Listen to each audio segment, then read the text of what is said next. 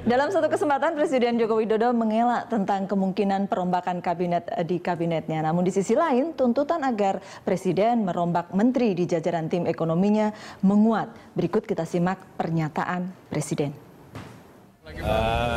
Soal reshuffle,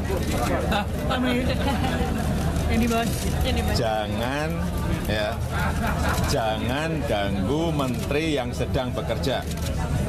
Jangan buat isu lagi. Jangan ganggu menteri yang baru bekerja. Jangan buat gaduh. Maksudnya apa, Pak? Maksudnya seperti apa? Lebih jelas, Pak. Ya kamu tuh jangan buat gaduh. Tanya rapor mengenai menteri hanya presiden yang tahu. Tapi setelah Lebaran mungkin ada perubahan susunan kabinet nggak, Pak? Setelah Lebaran kita bermaaf-maafan.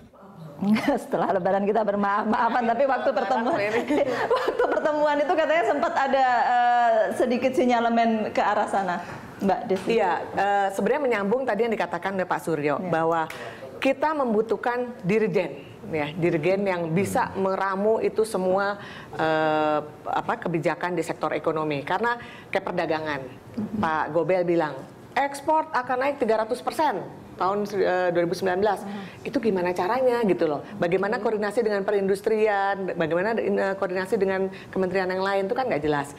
Jadi kan ada Menko di situ. Nah itu dia, makanya yang dibutuhkan Pak Presiden waktu bicara adalah kita butuh memang satu figur yang memang dia istilahnya Bapak waktu itu adalah star power, di mana figur itu mempunyai kredibilitas tentunya dan bisa melihat dalam skala makro. Kalau pendekatannya star power, itu dulu ada yang namanya kesebelasan kosmos. Dia cari dari seluruh dunia di Amerika, back kanan terbaik, back kiri terbaik, kiper terbaik dunia, dibikin sebagai satu tim. Nggak jarang menang. Yang dibutuhkan, kalau kita lihat tim, kita lihat yang diganti itu coachnya. Satu tim yang tadinya kalah, itu bisa jadi menangan atau tadinya menangan jadi kalah hanya karena perubahan coach. Karena yang nentuin kamu di sana supaya nggak main sendiri-sendiri ini pemain nih. Ini maksud Mas BHM, jadi yang mana ini coachnya ini? Ya artinya kalau punya tim ekonomi, coachnya tuh siapa? Jangan ada coach Wapres jadi coach, Menko jadi coach, menteri masing-masing jadi coach sendiri. Ya nggak jalan. Harus ada satu. Harus ada satu coach. Oke, dikasih kesempatan. Star power tuh itu, jadi bukan yang ngumpulin star-star, tapi harus ada satu yang benar-benar dominan. Ya sekarang dalam kondisi gini, kalau ada menteri diganti, apa keluar tuh proyek-proyek. Menteri baru terhambat lagi semua ini. Mulai lagi dari awal. Makin nggak keluar itu uang pemerintah. Iya, Pak Suryo butuh dirijen. Satu saja dirijennya jangan banyak gitu kan. Ya sebenarnya kan itu tugas Menko ya, Menko perekonomian ya. Tapi Menkonya jangan digerecokin dulu, jangan semuanya dirijen. Artinya ya mungkin gitu. Menkonya perlu diberikan lebih banyak authority ya. Itu yang mungkin diperlukan. Sehingga dia mempunyai betul-betul ya kewenangan, kalau perlu ya dia bisa mengusulkan ke presiden, menteri ini nggak kooperatif, mohon diganti gitu. Dan presiden jangan terima menteri langsung lah, suruh lewat Menko. jadi gitu ya. Kalau nggak gitu Menkonya dicuekin. Undang rapat yang datang dirjen gimana? Kalau misalnya Menko ngundang rapat yang datang dirjen, baru kalau bener Pak apa boleh? Nggak tahu saya gitu. Kadang-kadang menteri yang lain lagi dipanggil presiden misalnya untuk tempat lain. Jadi betul saya setuju bahwa Menko perannya di situ seharusnya. Cuman kan keadaan sekarang beda dengan 10 tahun terakhir. Jadi mungkin kita mesti memberi ruang lebih kepada Pak Menko untuk lebih menunjukkan kinerjanya ke depan. Berarti kan peran dari Menko itu perlu dioptimalkan, peran dan kewenangan sebenarnya. Mungkin ini yang sekarang kalau kemudian terbukti gagal, ya ketahuan gagal gitu ya, silakan diganti. Ini kan kita belum tahu juga kan karena kenapa beliau begitu ya, mungkin karena emang nggak punya. Tapi katanya di dalam pertemuan itu ada nama-nama disebut. Iya, salah satu nama sebenarnya Sri Mulyani yang disebut. Ya, jadi gini, kalau Sri Mulyani waktu itu apa kalau nggak pergantian menteri makin lama lagi? Iya, itu saya setuju juga gitu bahwa pergantian menteri pasti akan menimbulkan gejolak-gejolak gitu ya.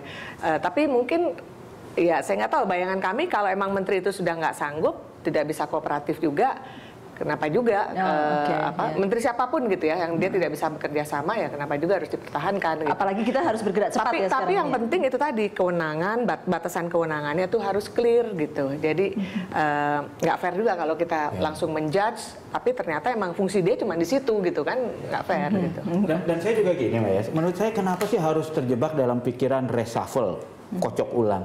Kalau menurut saya ada satu menteri nggak perform, langsung copot aja besoknya, ganti.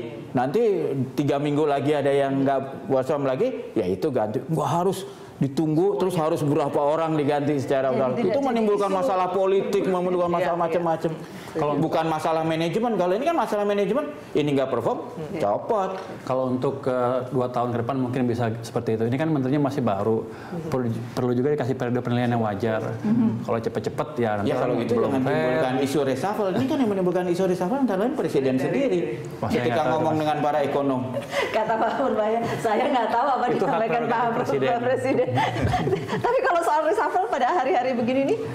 Ya kita kan melihatnya dari ini saja performance kinerja ekonomi kita kan kita tahu pertumbuhannya jauh merosot ya kan dan kita juga bisa lihat per sektor lah bagaimana kinerja masing-masing sektor. Saya kira ya kalau kita ingin lihat perubahan ya mungkin perlu dipertimbangkan.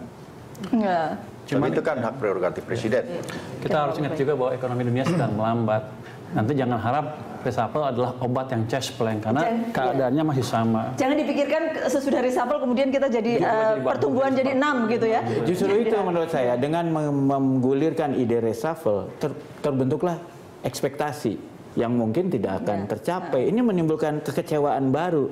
Kalau saya sih, kalau saya misalnya menasehati Pak Jokowi, saya bilang ada menteri ini lihat jelek udah ganti aja langsung, nggak usah mikirin nunggu ada reshuffle lama nanti ada partai politik ikut lagi ini, waduh udah kegoncangan baru, kegaduhan baru. Oke, kita sudah sampai di bagian akhir. Saya boleh dapatkan closing statementnya. Adakah optimisme untuk kita di tahun ini misalnya? Saya optimisnya tuh karena sebenarnya Indonesia ini secara fundamental tuh kan bagus ya. Kita bukan seperti Yunani begitu ya. Dan juga kita bisa ya saya sering menerima delegasi asing ya. Saya tanya kenapa sih Anda kok merasa Indonesia ini tertarik ke Indonesia kenapa?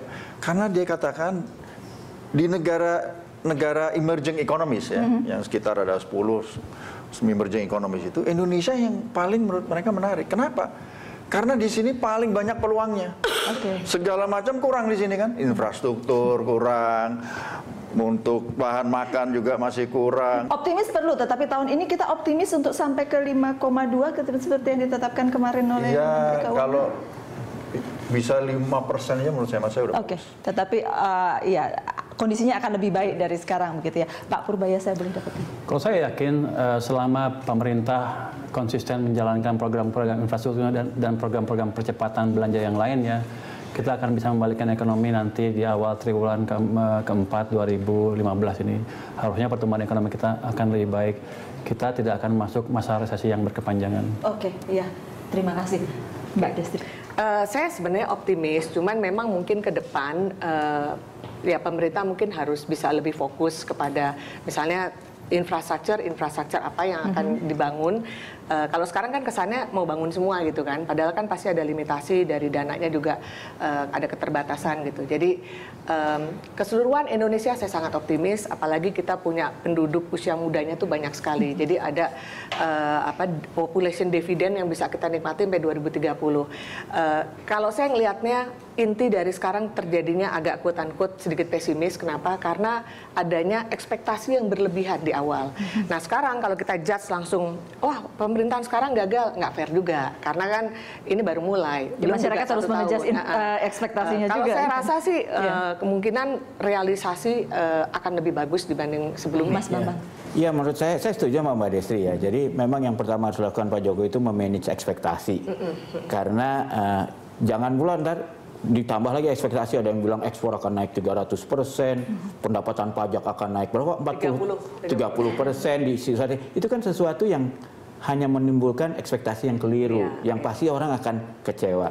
Padahal salah satu tugas pemimpin itu kan menciptakan mood yang sesuai ya, yang kita harus optimis, kita aktif, kita ingin bekerja gitu. Jadi presiden itu menurut saya ya harus menjadi dirijen yang baik, yang stres pada kekuatan kita gitu. memang presiden apa boleh buat, kalau curhat sebaiknya jangan publik lah, ya, karena dia harus. Dan saya juga kadang-kadang mikir, apakah presiden ini, karena saya mengamati beliau sejak jadi wali kota, beliau tuh sukses kalau punya pendamping yang keras dan kuat gitu ya. Apakah itu Pak Rudi dulu di Solo ataukah Pak Ahok di. Nah sekarang kelihatannya nggak ada itu. Nah ini yang mungkin diperlukan supaya ada alignment gitu. Terima kasih kalau begitu Bapak-bapak dan Mbak Destri, terima kasih juga, dan itulah The Headlines kali ini. Terima kasih karena Anda telah bersama kami.